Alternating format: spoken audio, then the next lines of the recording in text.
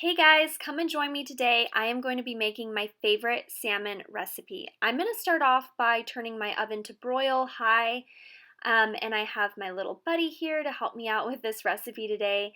I bought Alaskan sockeye salmon fillets. I believe it's boneless, skinless. I just got it from Trader Joe's. Now I am going to use 4 cloves of fresh garlic, and you crush them up and you mince them together.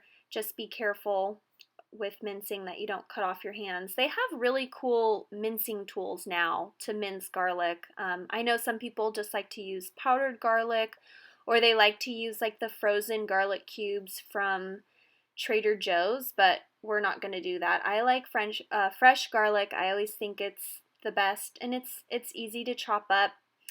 And the cool thing about this recipe is everything is 2 tablespoons.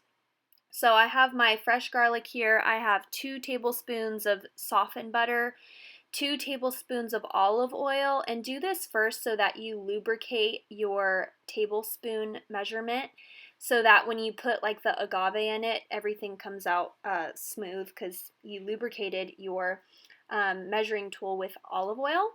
And then I'm going to do 2 tablespoons of soy sauce. You can do less sodium, regular soy sauce, whatever you have on hand works out perfectly. And I do have to apologize really quick in the middle of the video. I'm sorry I have not posted anything in a while. I was doing a very intense summer class and something with my microphone on my computer wasn't working for a while, so I was able to get that fixed. I also do Dijon mustard, and Grey Poupon is like definitely the most classiest, delicious Dijon mustard. I think I did way too much because it ended up being a little bit too mustardy, but thankfully the people I was making it for, they love Dijon mustard, so it was no big deal. So for this recipe, you can do honey or maple syrup. I had blue agave on hand.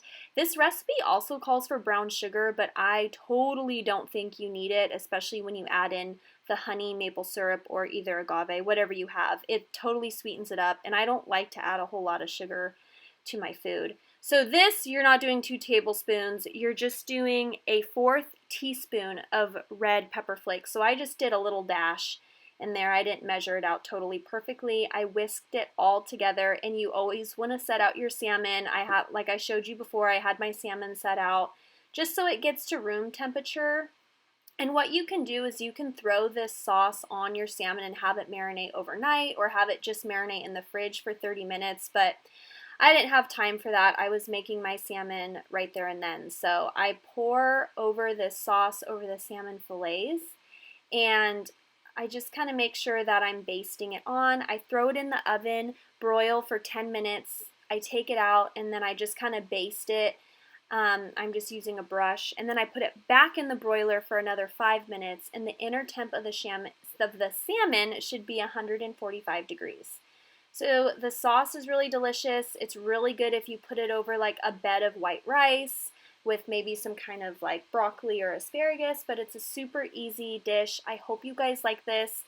All those people out there who don't like salmon, you will become a salmon lover after this recipe.